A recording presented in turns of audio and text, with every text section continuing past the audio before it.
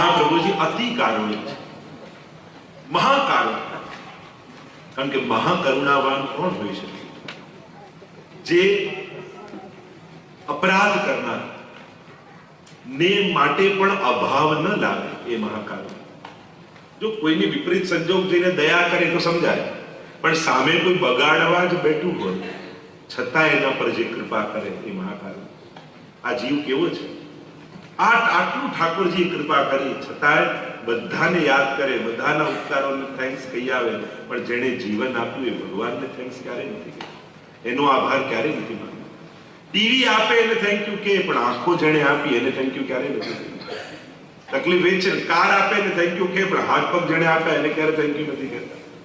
આ જીવન જેણે આપ્યું એનો ક્યારે આભાર નથી માનતો. આ જીવ પ્રભુ ક્યાં ક્યાંથી જીવને ઉગારે છે. સહજમાં આપણને ખબર પણ નથી પડવા દેતો કે કેવા સંકોટોમાંથી ઠાકોરજી ઉગારી દીધા. પણ એવા મહાકારુણિક મહાપ્રભુજી છે કે હજારો દોષોથી ભરેલા જીવના એ સર્વ દોષોને નિવૃત્ત કરી અને એને પોતાનું સર્વસ્વનું દાન આપી ઠાકોરજી પધરાવી અને એને પણ ભગવત સેવાનો અધિકાર આપે એવા મહાકારુણિક શ્રી વલ્લભને નમન કરતા આગળ કહ્યું, વિભવે નમઃ, વિભવે નમઃ. વિભુનો અર્થ થાય સર્વ સમર્થ એવા શ્રી મહાપ્રભુ. એટલે કે જીવના ધર્મ, અર્થ, કામ અને મોક્ષ આ ચારે પુરુષાર્થોને સિદ્ધ કરાવનારા મહાપ્રભુ. અથવા સર્વ સમર્થ એટલે કે પ્રભુ સર્વતંત્ર સ્વતંત્ર છે, પ્રભુ કોઈને વશ નથી એવા સર્વતંત્ર સ્વતંત્ર પ્રભુને પણ ભક્તોને આધીન બનાવી દેનારા શ્રી મહાપ્રભુ. કારણ કે પ્રભુ કોઈને વશ નથી. શાસ્ત્રો એમ કહે છે, યતો વાચો નિવર્તન્તે અપ્રાપ્ય મનસાસહ, જ્યાં વાણી પહોંચી શકતી નથી, બુદ્ધિ પહોંચી શકતી નથી એવા સર્વતંત્ર સ્વતંત્ર પ્રભુ, પણ એવા સર્વતંત્ર સ્વતંત્ર પ્રભુ કે જે બધાના પેટ ભરનારા છે. પણ એવા પ્રભુને કેવા ઠાકોરજી મહાપ્રભુજી કરી દે કે એને ભૂખ લાગે ને તો વૈષ્ણવની આગળ હાથ ફેલાવે કે દે દે મૈયા માં કન રોટી. એવા પરાધીન બનાવી દેનારા શ્રી મહાપ્રભુજી. એટલે વિભુ કહ્યા કે આપ તો સર્વ સમર્થ છે. મહાપ્રભુજી એવી કૃપા કરી છે કે જે બધાને જગાડનારો એને વૈષ્ણવ જગાડે, જે બધાને સુવડાવનારો એને વૈષ્ણવ સુવડાવે, જે બધાને જમાડનારો એને વૈષ્ણવ જમાડે. એવા પરાધીન કરનારા સર્વતંત્ર સ્વતંત્ર પ્રભુને કેવા પરાધીન બનાવ્યું. જો આખી દુનિયા સુખ માંગવા માટે ભગવાન પાસે જાય, પણ ભગવાનને સુખ જોઈતું હોય તે મહાપ્રભુજીના સેવકના ઘરે આવે કે મને સુખ કોણ આપશે? કારણ કે આખી દુનિયા તો મારી પાસે માંગવા આવે છે. હું કોની પાસે માંગવા જાઉં? મારા સુખનો વિચાર કરે હું કોણ? ત્યારે ઠાકોરજી મહાપ્રભુજીના વૈષ્ણવ પાસે આવે કે આ મહાપ્રભુજીનો વૈષ્ણવ છે ને એ મારી પાસે માંગનારો નથી, મને પણ આપનારો છે. આપણે ત્યાં તો ઠાકોરજી પાસે જઈએ તો શું માંગીશ એ વિચાર સાથે ન જઈએ, ઠાકોરજીને આજે હું શું આપીશ એ વિચારીને. સુદામા આટલા નિષ્કંચન હતા છતાંય ભગવાન પાસે જવાની વાત આવી તો એમની પત્નીને કહે છે કે પ્રભુને હું જઈને શું આપીશ. એમણે બેસીને લિસ્ટ નથી બનાવ્યું કે શું શું માંગીશ. આવી નિષ્કંચનતામાં પણ જે વિચાર કરે એને જ ભગવાન સોનાના મહેલો બાંધી નાખતો. એટલે પ્રભુ તો રાજાધિરાજ છે અને રાજાના મહેલમાં કોઈ ભિખારીને પ્રવેશ ન મળે, ત્યાં તો રાજા બનીને જવાય. પુષ્ટિ માર્ગમાં મહાપ્રભુજી ભક્તને એટલો મોટો બનાવે છે કે અહીંયા ભક્ત ભગવાન પાસે નથી માંગતો, પણ ભગવાન ભક્ત પાસે માંગનાર નથી. એવા સર્વ સમર્થ બનાવનારા શ્રી મહાપ્રભુજી છે. એટલે મહાપ્રભુજીનું નામ આપ્યું વિભવે નમઃ. આપ વિભુ છો, સર્વ સમર્થ છો. કારણ કે પ્રભુને પણ જે પરાધીન બનાવી દે એનાથી મોટો સમર્થ બીજો કોણ છે? આગળ નામ કહેતા સુંદર નામ આપતા ગુસાઈજી પ્રભુ ચરણે કહ્યું, અદેયદાન દક્ષાય નમઃ, અદેયદાન દક્ષાય નમઃ. કોઈ ન આપી શકે એવું અદેય દાન આપવામાં સમર્થ શ્રી મહાપ્રભુ. અને એવું દાન કયું છે તો કે આપણા પુષ્ટાવેલા ઠાકોર છે, આપણા પૂર્ણ પુરુષોત્તમ. જો બધા પ્રભુનું કોઈ ઐશ્વર્ય, વીર્ય, યશ્રી, જ્ઞાન, વૈરાગ્ય, સામર્થ્યથી મળે. દુનિયામાં આપવા લાયક ઘણી વસ્તુઓ છે, પણ બધા ભગવાન પાસે લઈને આવે. સ્વયં ગીતાજીમાં તો ભગવાન કહે છે ને કે જે દેવતાઓ પાસે પણ માંગે છે એ દેવતાઓ પણ મારી પાસે લઈને આવે. ગીતાજી વાંચો તો સ્પષ્ટ મળે. પણ મહાપ્રભુજી તો સ્વયં ભગવાન. એટલે વૈષ્ણવ છે ને એને ભગવાન થી કઈ નથી જોઈતું, એને તો ભગવાન જોઈએ. मैं अगर मांगू तुझसे तू न देना कुछ मुझको वरना आशिक नहीं मजदूर कहलाऊंगा. થોડું કરીને માંગી લે ને. એક વસ્તુ યાદ રાખજો, ઠાકોરજી પાસે ક્યારે પણ પોતાની કરેલી સેવા, પોતાનું લીધેલું ભગવદ નામ, પોતાના કરેલા પુણ્યો ભગવાનને ક્યારે ગણાવતા નહીં. કારણ કે સેવા એ આપણે કરેલો ભગવાન પર ઉપકાર નથી, પણ ભગવાને ઉપકાર કરીને આપેલો એક અવસર છે. એટલે પ્રભુને ક્યારે છે આટલું આટલું મારા માટે કર્યું ઠાકોરજી, તો મેં તને કહ્યું કર મારા માટે. કારણ કે પ્રભુ અગ્નિ રૂપ છે. જ્યારે તમારા ભગવદ નામ પુણ્યો ભગવાનને ગણાવશો એ દિવસે સમાપ્ત થઈ જશે. અને જે એટલે પુણ્ય ગણાવો કે પાપ ગણાવો, જો પાપ સ્વીકારી લેશો ભગવાન આગળ તો પાપ સમાપ્ત થઈ જશે. એ તો અગ્નિરૂપ છે. અને પુણ્યો ગણાવશો તે સમાપ્ત થઈ જશે. ક્યારે પણ ભગવાન આગળ પોતાના કરેલા સત્કર્મો ભગવાનને યાદ નહીં અપાવો. કારણ કે પ્રભુએ સત્કર્મ કરવાનો આપણને એક અવસર આપેલો છે. જો આપણે તેમ કહેવાય ને કે અહીંયા બધું ભેગું કરેલું બધું મૂકીને જવાનું છે, કોણ પાછું સાથે લઈ જવાનું છે એમ કહીએ ને, અને તમને લાગે સાચી વાત છે, અહીંયાથી પાછો બીજા જન્મમાં લઈ જવાનો કોઈ વ્યવસ્થા નથી. તમે માનો છો? મારી પાસે ઉપાય છે લઈ જવાનો. બોલો જો સાંભળવું. અહીંયા ભેગું કરેલું બધું સુખ તમને પાછું મળે. લોકો ભલે તમે અત્યાર સુધી કથામાં સાંભળ્યું હોય કે બધું મૂકીને જવાનું, ક્યાં લઈ જવાય છે. ઘણા લોકો એમ છોકરાઓને કહેતા તમારા માટે આટલું આટલું મૂકીએ, તો પેલો કે લઈ જાવ ભેગા લઈ જવાતું. આ તો લઈ જવાની વ્યવસ્થા નથી, એટલે ઉપકાર બતાવ્યો કે આટલું આટલું તમારા માટે મૂકી દે.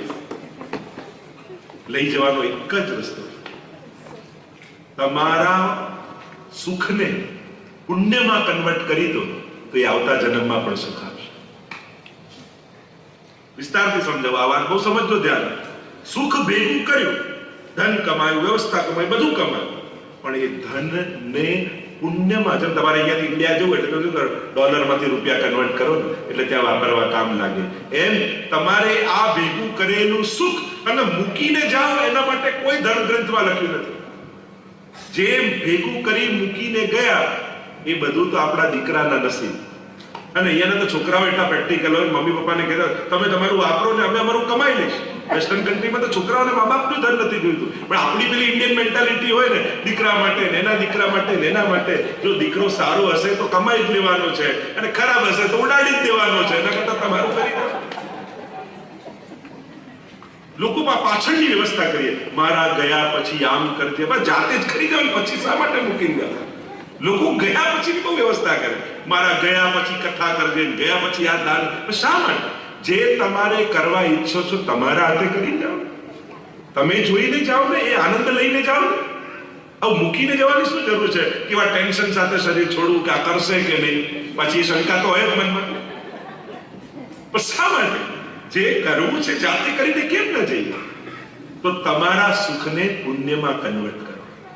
તમે મૂકી ગયા એ કોઈ કર્મના સિદ્ધાંતમાં નથી. તમારું કેટલું છે જે તમે વાપર્યું છે. તો ભોગમાં વાપર્યું એ બંધન, એને સત્કર્મો કરી તમે કન્વર્ટ કર્યું સુખને પુણ્યમાં. અને એક વાત યાદ રાખજો, અંધારી કોઠડીમાં પણ જઈને સંતાઈ જશો ને, તમારા ભેગા કરેલા પુણ્યો તમને સુખ આપ્યા વગર પાછા નથી વળવાના. એ તમારો પીછો કરશે. જેમ પાપ પીછો કરે છે એમ પુણ્ય પણ પીછો કરે. તમે ગમે ત્યાં જતા રહો દુનિયામાં, એ તમને સુખ આપીને જ સમાપ્ત કરશે. એ તમને ગોતી લેશે. કર્મો છે ને, પેલું એને શાસ્ત્રોના શબ્દોમાં કહું તો હજારો ગાયો ઊભી હોય અને એમાં વાછરડાને છોડો અને હજારો ગાયોમાં વાછરડું પોતાની માને ગોતી લેતું હોય છે. એમ કર્મો પણ એવા છે, તમે ગમે ત્યાં દુનિયામાં જઈને સંતાઈ જાઓ, એ વાછરડું જેમ માને ગોતી લે એમ તમારા કરેલા પુણ્યો, તમારા કરેલા પાપ તમને કરોડોમાં ગોતી લેતા. એટલા માટે સુખને પુણ્યમાં કન્વર્ટ કરો. મૂકીને ગયા તો ભેગું ના આવ્યું, પણ કોઈને સત્કર્મમાં આપીને ગયા તો એ ધન એ દિવસે તમારું પુણ્ય બની ગયું. તમે કન્વર્ટ કરી લીધું, તમારા બેલેન્સમાં આવી ગયું. હવે આવતા જન્મમાં જ્યાં જશો એ પુણ્ય તમારો પીછો કરશે. તો આ બે વસ્તુ યાદ રાખો, સુખને પુણ્યમાં કન્વર્ટ કરો અને સમયને સંસ્મરણમાં કન્વર્ટ કરો. જો 24 કલાક આપણે જીવતા હોય, વર્ષો, તમને કહું પાછલા 25 વર્ષ યાદ કરો તો તમને સવારે 7 વાગ્યાથી ઉઠીને રાતના 7 વાગે યાદ ના આવે. તમને શું યાદ આવે? જે ઘડીઓ તમારું સંસ્મરણો બની ગઈ છે એ સમય તમારો થઈ ગયો. જેમાં 4 દિવસ આપણે સત્સંગ કર્યો તો આ 4 દિવસનો સમય આપણો સંસ્મરણ બની ગયો. એટલે આ સમય, આ જિંદગી આપણને યાદ રહેશે કે આપણે સર્વોત્તમનો ઉત્સવ કર્યો. એટલે આ સમય તમારો થઈ ગયો. બાકી જીવ્યા એ સમય તમારો નતો, તમે ખર્ચ્યો છે, આ તમે બાંધ્યો છે. એટલે જે ક્ષણો છે એને સંસ્મરણો બનાવી દેશો તો એ સમય તમારો થઈ જશે. અને જે સુખ છે એને પુણ્યમાં, સત્કર્મમાં કન્વર્ટ કરશો એ સુખ તમારું થઈ જશે અને અનેક જન્મો સુધી તમને સુખ આપશે. અને એટલા માટે ગયા પછીની બહુ વ્યવસ્થા કરવા કરતા જીતા જી જે જાતે કરી દઈએ. અને એવું નથી કે કંઈક મોટું જ કરવું, આખી સ્કૂલ ના બાંધી શકીએ પણ એકને ભણાવી તો શકીએ. તમે ભારતમાં જાઓ, જ્યાં રહેતા હોય ત્યાં કામવાળા કોઈ બહેન આવતા એના છોકરાને ભણાવો. ત્યાં અજાણી જગ્યાએ સત્કર્મો કરો, તમારી આંખની સામે કરો. તમે જે આસપાસના લોકો છે, તમે વિચાર કરો, તમારે કોઈ સત્કર્મ કરવું છે, તમે કોઈ અજાણી જગ્યાએ ડોનેશન આપો, પણ કોઈ નજીકના સગા દુખી છે તો એને ન પહોંચાડી શકે. તમારા નજીકના સંબંધીઓનો વિચાર કરો કે તારા છોકરાની ફી હું આપું, તું એને ભણાવ. ઠાકોરજીની કૃપાથી આપણે દર વર્ષે લગભગ 300 થી 350 બાળકોને, અને એમાં પણ ખાસ કરીને છોકરીઓને ભણાવીએ, એમને ફીસ આપીએ. એમાં પણ જે મુખિયાજી હોય, મુખિયાજી, કીર્તનકાર, એવા બ્રાહ્મણો, ઘણીવાર એવા રાજસ્થાનમાં એવી છોકરી, તો એ લોકોને સપોર્ટ કરીએ અને કોશિશ કરો. જ્યાં જરૂર નથી કોઈ સંસ્થાનો જ આશ્રય લેવો પડે. તમને તમારા પરિચિત જ્યાં હોય, તમારા સંબંધીઓ જ્યાં હોય એમાં કોશિશ કરો. આખી હોસ્પિટલ ના બાંધી શકો પણ એકનો ઈલાજ તો કરાવી શકો. નક્કી કરો કે આ એકનો, કોઈ પરિચિતનો, આપણા સંબંધીઓ, તમે તેની બીમારી ન આપી શકો પણ એક કોશિશ કરશો તમારા કોઈ સગાનો એક મેડિક્લેમ તમે એનો વિચાર કરો. જો ઇન્ડિયામાં ₹1,00,000 મેડિક્લેમ લો ને તો માંડ વર્ષે ₹1,000 ભરવાના કે 1,500 આવે. તો ઈલાજ ટાઈમે 1-2 લાખ તમે કદાચ આપો, તમને અઘરું લાગે, પણ તમે એવું નક્કી કરો કે દર વર્ષે આ ₹2,000 અહીંયા કેટલા માંડ ડોલર થાય, તો આટલા પરિચિતના મેડિક્લેમ હું ભરીશ. તો એ ભરો તો એનો ઈલાજ થાય. કંઈક કોશિશ કરો ને આસપાસ સત્કર્મ કરવાની. અજાણી જગ્યાએ કરવા કરતા તમારા ચિત્ત પરિચિત, તમારા સ્વજનો, તમારા જ્ઞાતિ બંધુઓ, તમારા કોઈ ઓળખીતા વૈષ્ણવો, તમારા ગામમાં હવેલી હોય એના મુખ્યાજી, કે તેના કીર્તનયાજી. ઘણીવાર આ બી બહુ વિચારણીય પ્રશ્ન છે કે આપણે બધું જ કરીએ છીએ વૈષ્ણવ સમાજમાં, પણ આપણા હવેલીઓના જે મુખ્યાજી, કીર્તનકાર, શાસ્ત્રીજીઓ, એ જ્યારે ગરડા થાય છે ત્યારે એનો કોઈ વિચાર કરીએ છીએ કે એમનું પછી શું થતું હશે, કઈ રીતે એમના બાળકો ભણતા, કેમનો ઈલાજ થતો હશે. કોશિશ કરો. તમારા મૂળ જે ગામ હોય નાનકડું, એમાં જૂની હવેલીમાં વર્ષોથી ત્યાં મુખ્ય સેવા કરતા હોય, તમે કોશિશ કરો કે તમારા બાળકોને ફી સમય આપો. કેવું સુંદર કાર્ય. તો ઘણું બધું કરવા જેવું છે. થોડુંક વિચારીને કરીએ તો ઘણી બધી મદદ આપણે કરીશું. તો આ પ્રયાસ, અમે તો નાનું મોટું જે પણ પ્રયાસ કરીએ છીએ, કોશિશ કરીએ છીએ, તમે એમાં પણ જોડાવા માંગો, તમારી રીતે પણ જાય. કોઈ સંસ્થાના આશ્રયની જરૂર નથી. તમને એમ લાગે કે હું મારી રીતે કરી શકું છું તો ત્યાં કરો. ઘણી જગ્યાએ સુંદર ગૌશાળાઓ ચાલે છે, ત્યાં કોશિશ કરો કે ગાયોની સેવામાં આપણે કરી શકીએ. પ્રયાસ કરો. તો એવું કંઈક તમારા સત્કર્મને, સુખને પુણ્યમાં કન્વર્ટ કરશો તો એ આપેલું તમારું થઈ જશે. જે છે તમારું, અને મૂકી ગયા એ નથી તમારું, એ તો પછી જે ભોગવે એના ભાગ્યનું છે. દાન, ભોગ અને નાશ, આ 3 જ ગતિ છે. તો પ્રયાસ કરી. ઘણીવાર એવા સુંદર આયોજનો પુષ્ટિમાનના થાય, રેડિયો થાય છે, એજ્યુકેશન બુકો થાય છે, એમાં કોશિશ કરી કે હજારો લોકો સુધી એ આપણે મેસેજ, સુંદર વિચારો આપી છે. અત્યારના સમયમાં શ્રેષ્ઠ કોઈ દાન હોય ને તે ઉત્તમ વિચારોનું દાન છે. અને અત્યારે તકલીફ શું છે, સત્કર્મ માણસ કરે પણ મનમાં તો ખોટા જ વિચાર ચાલે.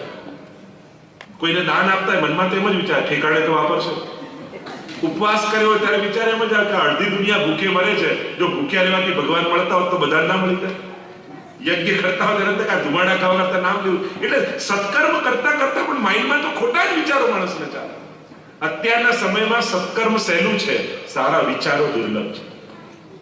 એટલે અત્યારે શ્રેષ્ઠ દાન કોઈ હોય તો ઉત્તમ વિચારોનું દાન છે. અમે તો દુનિયાભરમાં જ્યારે કથાના નિમિત્તે આ ઉત્તમ વિચારો, આ તો કથા શું છે, ઉત્તમમાંનું ખેતરમાં બીજ નાખવા જેવું છે. જેમ પેલો ખેડૂત બીજ નાખતો હોય ને જેની ભૂમિ ફળદ્રુપ હોય એમાં ફળ ઉગવા લાગે. એટલે સારા વિચારો અમે તો વાવવા નીકળ્યા છીએ. જ્યાં જઈએ ત્યાં દરેકના મનમાં સારા વિચારો વાવીને આવીએ, અને એ વિચાર જ્યારે બીજ આત્મસાત કરીને વૃક્ષ બને, કેટલી સંસ્થાઓ ઊભી થાય, કેટલા સત્કર્મો ઊભા થાય, કેટલા લોકો પુણ્યો કરતા. એટલે આ સાધારણ વસ્તુ નથી. ઉત્તમ વિચારોનું દાન દુનિયામાં કરવું અત્યારના સમયનું શ્રેષ્ઠ દાન છે. અને એટલા માટે કોઈ સત્કર્મ કરતું હોય ને એને ખોટા ખોટા એક્ઝામ્પલો આપીને પુણ્યથી રોકતા નહીં. તું અહીંયા આપે પણ તે તો જોયું આમ થતું હશે, આમ થતું, પેલાને પીવડાવી દે, પોતે તો આપે નહીં, બીજો કરતો એને રોકી. કોઈને પુણ્ય કરતા રોકતા નહીં. કોઈ સારું કરવા જાય છે અને પ્રોત્સાહન આપજો કે તમે બહુ સારું કરી રહ્યા છો, હજી ઠાકોરજી કરે તો ખૂબ કરે, મારી કઈ જરૂર હોય તો જોડાઈ દઈશું. પ્રોત્સાહન આપજો. કોઈને પુણ્ય કરતા રોકવું એ બહુ મોટું પાપ છે. કોઈને ભક્તિ કરતા રોકવું એ પણ બહુ મોટું પાપ છે. અને એટલા માટે કમથી કમ પુણ્ય ન કરીએ પણ પાપમાં તો સહભાગી નથી. દુનિયામાં જે સમર્થોની જરૂર છે, ખૂબ મહેનત કરો, ખૂબ કમાઓ, અને જ્યાં જ્યાં કોશિશ હોય. વૈષ્ણવ ધર્મ ક્યારેય એમ નથી કહેતા કે દુઃખી રહો, ગરીબ રહો. વૈષ્ણવ તો એમ કે ખૂબ સુખ. ઠાકોરજી જેના ઘરમાં બિરાજતા હોય, લક્ષ્મીજી તો બોલતા આવે, પણ જ્યારે જરૂર આવે કે કોઈક સત્કર્મ કરવાની આપણે જરૂર છે તો આપણે એ કાર્યમાં જોડાઈએ. એ પ્રયાસ કરો જ્યાં આવા સત્કર્મો થઈ રહ્યા. શ્રી મહાપ્રભુજી અંગીકાર કરીને કૃપા કરે છે. આગળ કહ્યું અંગીકૃતૌ સમર્યાદાય નમઃ.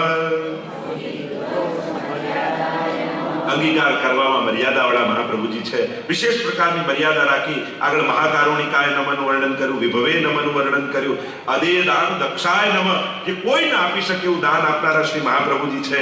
અને ઠાકોરજીને આપણને આપ્યા એટલે મહાપ્રભુજી જેવો કોઈ દાતા નથી. એટલે આગળનું નામ કહ્યું મહોદાર ચરિત્રવતે નમઃ. મહોદાર ચરિત્રવતે નમઃ. અત્યંત ઉદાર ચરિત્ર વાળા મહાપ્રભુજી છે. એવા ઉદાર છે કે તમારી કક્ષા, તમારા સાધન, તમારા પુણ્યો, તમારો સ્વભાવ આ કંઈ જ ન જોતા પોતાના સર્વસ્વ એવા શ્રીનાથજીને તમને આપે. એવા ઉદાર શ્રી યમુનાજી માટે કહ્યું યમુનાસી નાહી કોઈ ઓર દાતા. યમુનાજી જેવી કોઈ દાતા નથી, મહાપ્રભુજી જેવું કોઈ દાતા નથી. એવા ઉદાર દાતા શ્રી મહાપ્રભુજી છે કે જીવની કક્ષા જોયા વગર પણ એના પર દાન કરે છે. આપણે ત્યાં એમ નથી કે જાઓ પેલા ક્રોધ છોડીને આવો પછી સેવા પધરાવો, જાઓ પેલા લોભ છોડીને આવો પછી સેવા પધરાવો. તું શુદ્ધ થઈને આ પછી તારો સ્વીકાર કરો. પુષ્ટિ માર્ગમાં તો તમારો જીવા છો એવા સ્વીકાર કરીએ. એકવાર પ્રભુની ભક્તિમાં જોડાઓ, તારું આ બધું જ જતું રહેશે. પાપ છોડવા જઈશું બાકી જિંદગી છોડવામાં જતું રહેશે. હું તો કહું સેવા કરવા લાગો, પાપ આપમેળે છૂટવા લાગશે. સત્કર્મોમાં પ્રવૃત્ત થઈ જાઓ, આપમેળે અપરાધો જવા લાગશે. સારા વિચારોમાં જોડાય તો જીવનમાં સારા વિચારોના આધારે જીવો. જીવનનો આધાર કયો? નબળા વિચારોના આધારે જીવો છો કે ઉત્તમ વિચારોના? મનમાં ઉત્તમ સંકલ્પો રાખો. ભલે આપણને એમ લાગે કે હમણાં મારું સામર્થ્ય નથી, પણ છતાં ઉત્તમ વિચારો રાખવા કે ક્યારેક જીવનમાં આવું સત્કર્મ કરીશ, ક્યારેક સ્કૂલમાં આમ કરીશ, ક્યારેક કોઈ હોસ્પિટલમાં આમ કરીશ, ક્યારેક કોઈ કથા કરીશ, ક્યારેક કોઈ મંદિરમાં. ઉત્તમ વિચારો જીવનમાં સંકલ્પ રાખવા, જેથી આપણા જીવનની ડોર ઉત્તમ વિચારો સાથે બંધાઈ જાય. એટલે એક મોટો સારો વિચાર હશે ને તો એની સાથે 1000 નાના સારા વિચારો આવશે. અને એક ખોટા વિચાર જોડે પોતાને બાંધી રાખ્યા ને તો 1000 ખોટા વિચારો મનમાં આવશે. એટલા માટે જીવનમાં ઉત્તમ વિચારોના સહારે જીવ. ઉત્તમ જો વર્ષનો એક ઉત્તમ વિચાર રાખો એટલે આખું વર્ષ વિચાર કે વર્ષે જયારે ઇન્ડિયા જઈએ ને એકવાર ત્યારે વ્રજમાં જરૂર જઈશ. શું થાય? આખો વર્ષ આપણો વ્રજનો વિચાર ચાલ્યા કરે. ઇન્ડિયા જઈશ તો વ્રજમાં જઈશ, ઇન્ડિયા જઈશ તો વ્રજમાં જઈશ. એ માને થાય. 6 મહિનાનો એક સારો સંકલ્પ રાખો કે દર 6 મહિને હું આ પાઠ કે આ સેવા કે આવું મનોરથ તો કરી શકાતો. 6 મહિને કોઈ સત્સંગમાં એક મનોરથ આવતો હોય ને તો દર 6 મહિને આપણા તરફથી એક મનોરથ થવો જોઈએ. એટલે 6 મહિને એ વિચાર ચાલ્યા. એવો મહિનાનો એક વિચાર, અઠવાડિયાનો એક વિચાર કે એમ તો રોજ સર્વોત્તમ સ્તોત્રનો પાઠ નથી થતો, પણ જ્યારે રવિવાર આવે ને ત્યારે સર્વોત્તમજીનો પાઠ જરૂર કરે. તો એ અઠવાડિયું સર્વોત્તમજીનો વિચાર રહે. આવા સંકલ્પો મનમાં નાના નાના રાખો તો તમારું આખું વર્ષ ભગવત ચિંતનમાં જાય. આવું ચિંતન બનાવી રાખી. જો મનને તો યુક્તિથી સંભાળવાનું. મનને લાકડી લઈને સીધો કરવા જશો તો નહીં થાય. એને તો યુક્તિપૂર્વક ઉત્તમ વિચારોમાં બાંધી રાખો. અને તમે નહીં બાંધો તો પછી એ ખોટી જગ્યાએ બંધાઈ જશે. એ ખોટી દાળો અને વિષયોને ગોતી લેશે. તો આમ મહાપ્રભુજી તો એવા કૃપાળુ છે. હવે સમય પણ થવા આવ્યો છે, આગળના પણ કાર્યો છે. છેલ્લે 108નું નામ શ્રી મહાપ્રભુજીનું, કારણ કે અનેક નામ 108 નામ છે તો 3-4 દિવસનો સંભવ ન થાય. પણ શરૂઆત જેની સારી હોય એનો અંત પણ સારો. બટ જો શર્ટના પહેલા 2 બટન બરાબર લાગે ને તો બાકી બધા જ બરાબર લાગે. એટલે અમારું કામ તો પહેલા 2-3 બટન લખાવી દેવાનું, પછી બાકી બધા બટનો નાખી જવાના. અને બધા તો યમુનાજીનું તમે ચુલ્લું પાન કરો તો કહો છો કે યમુનાજીના પાન કરીએ, તો આખી યમુનાજી તો પીને આવતા નથી. એક ચમચી ભર પીઓ છો તો યમના પાન જ કહેવાય. એ મહાપ્રભુજીનું તો એક નામ ખાલી આનંદાય સ્મરણ કરી રાખો ને તો બાકીના 107 નામ તો આપ મળે છે. એન્જિનમાં બેસો તો પાછળના ડબ્બા તો બધા જોડે જોડે આવવાના છે, એટલે એનો પાછળ જોડાયેલું છે. એમ 108 ડબ્બાની આ કાર છે અને ટ્રેન છે, આપણે ડબ્બા પર ચડી ગયા છીએ, એટલે બધા સ્ટેશનના એન્જિન પર છીએ, બધા સાથે આવી જ રહ્યા છે. તો છેલ્લે નામ આપતા કહ્યું, અશેષ ભક્ત સંપ્રાર્થ ચરણાબ્જ રજોધનાય નમઃ. અશેષ ભક્ત સંપ્રાર્થ ચરણાબ્જ રજોધનાય. જેના ચરણ કમળની રજ એ પોતાના માટે સર્વસ્વ ધન છે, એવા અશેષ ભક્તો દ્વારા શ્રી મહાપ્રભુજી સેવાયેલા છે. શ્રી વલ્લભના ચરણારવિંદ જ જેના માટે સર્વસ્વ છે. આશરો એક શ્રી વલ્લભાધીશ કો. શ્રી મહાપ્રભુજીના ચરણારવિંદની રજ એ ભક્તો માટે સર્વસ્વ હોવું જોઈએ. અને એટલા માટે જ્યારે સુરદાસજીને છેલ્લી ઘડીએ જ્યારે એમનો લીલામાં જવાનો સમય હતો અને ત્યારે પૂછ્યું કે સુરદાસજીએ 1.25 લાખ પદ ઠાકોરજીના રચ્યા અને મહાપ્રભુજીનું એકે પદ ન ગાયું. અને ત્યારે ગુસાઈ ત્યારે સુરદાસજીએ કહ્યું, અરે મેં તો બધા વલ્લભના જ પદ રચ્યા છે, ખાલી નામ ઠાકોરજીનું રખ્યું છે. મેં બંનેમાં ભેદ જોયું જ નથી, એટલે જુદા પદ ગાયા નહીં. ન્યારો દેખતો તો ન્યારો ગાતો, બંનેમાં ભેદ જુઓ તો બે ભેદ કરીને ગાત. મેં તો ઠાશ્રીજી ને વલ્લભને એક કરીને જાણ્યા, છતાંય તમે કહો છો તો આ પદ ગાઉં છું, અને એને મારા 1.25 લાખ પદોના ફળ રૂપ માનજો. અને ત્યારે ગાયું, દ્રઢ ઇન ચરણન કેરો સૂર કહા કહે દ્વિજ આંધળો વિના મોલ કો ચહેરો. દ્વિજ આંધળો, જેને બે નથી દેખાતા એવો હું આંધળો છું. મેં તો બંનેમાં જ્યારે શ્રીનાથજીને જોયા ત્યારે એમના મુખારવિંદમાં વલ્લભ દેખાયા છે, અને જ્યારે વલ્લભને જોયા ત્યારે એમના રોમ રોમમાં શ્રીનાથજી બાબા જ મને દેખાયા છે. જાકે રોમ રોમ પ્રતિ પ્રકટિત કોટી ગોવર્ધન રાઈ શ્રી વલ્લભ વરનું કહા બળ. એવા જ્યારે બંનેને એક કરીને જાણ્યા, એવા મેં દ્વિધ આંધળો વિના મોલ કો ચહેરો. તો આમ દ્રઢઈને ચરણને કેરો ભરોસો. શ્રી વલ્લભના ચરણમાં અનન્ય દ્રઢતા.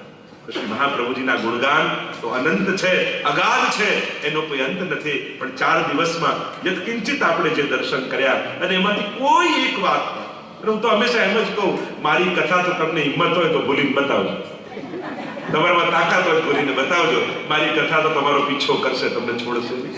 આ કઈ ધૂળ નથી કે કંકેરીને ઉભા થઈ ગયા, આ તો રસ છે. અને ભીજાયેલો માણસ ગમે તેટલું કંકેરે ને કોરો ન થાય. આપણે તો 4 દિવસ એ રસમાં ડૂબ્યા છીએ, અને આ તો એક શબ્દો તમારો પીછો કરશે. તમારે હિંમત હોય તો બોલીને બતાવો. ચલો કાલથી જ શરૂ, ભૂલવાનો ટ્રાય ચાલુ કરો. કારણ કે માણસ જે ભૂલવાની કોશિશ કરે એને યાદ કરે તો આ તો પીછો કરશે. અને કથા તો તારનારી. તવ કથામૃતમ તપ્ત જીવનમ કવિ ભીર્ડિતમ કલ્મશાપહમ. કલ્મશોને ધોનારી.